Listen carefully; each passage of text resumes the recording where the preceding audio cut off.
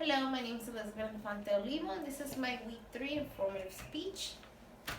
According to the United States Bureau of Justice statistic, on average 2 million adults are incarcerated in the federal and state prisons, which represent about 1 in 110 American residents. While discussing the statistic, the issues of restorative and retributive justice often arise. This week, I will start off by defining restorative and retributive justice. Next, I will discuss the similarities between the two and then the differences. After that, I will highlight two scholarly materials that underscore the advantages of the restoration and retributive. This topic is important because the United States has been struggling with the incarceration problem and with such statistics as those aforementioned. Evidently, it is a high time that some solutions are discussed. Today, from a scholarly perspective, restorative justice is ideal in dealing with the contemporary challenges to the justice system. First, let's start by defining these two theoretical approaches to justice. Retributive justice is a theory of justice which considers punishment proportionate to crime and morally acceptable as a response to crime. From this angle, one could argue that it provides satisfaction and psychological benefits to the victim. Basically, it is an eye for an eye approach. Restorative justice, on the other hand, is an approach to justice which focuses on the needs of the victims and the offender instead of the need to satisfy the rules of law. Victims are given an active role in the dispute process, while offenders are encouraged to take responsibility for their actions. Hence, it focuses on rehabilitation through reconciliation. The two approaches to justice share some similarities, but not as much as the differences.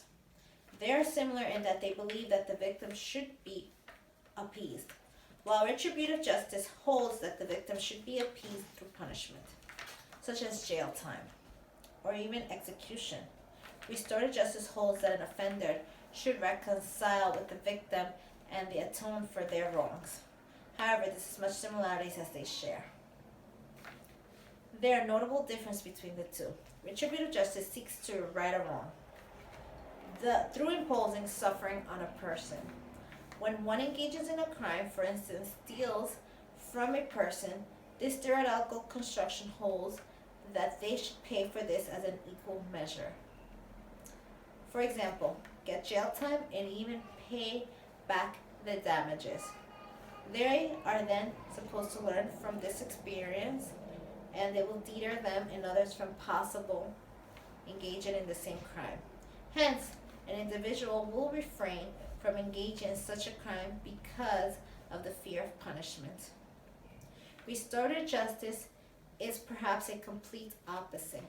With this approach, the primary aim is to restore what went wrong in the first place. The elements that are deemed to be unconstructive or unpleasant are addressed. All the parties that are involved are challenged to look for ways to move forward from the incident in such a way that all the parties that are involved feel that their needs are taken care of. In recent time, there has been a lot of literature which has highlighted the benefits of restorative justice over retributive justice. In Cohen, 2016, the author highlighted the fact that the restorative justice describes a range of practices which are intended to address the harm caused by wrongdoing. In line with the benefit, the author notes that this is a form of justice is beneficial because it helps with psychological healing, and in the long run, it runs to fairness vis-a-vis justice and psychological appeal to all the parties that are involved. In another article, Hirschman, 2017, described the importance of restorative justice and the rights of offenders. In this discussion, he correlated this approach to justice with this benefit. Example, reduce recidivism because it enhances offender rehabilitation. The participation of victims in the process is vital to this form of justice. and it enhances positive community outcomes through rehabilitation criminals, and ultimately it challenges the concept of excessive incarceration, which has affected the United States for a long time.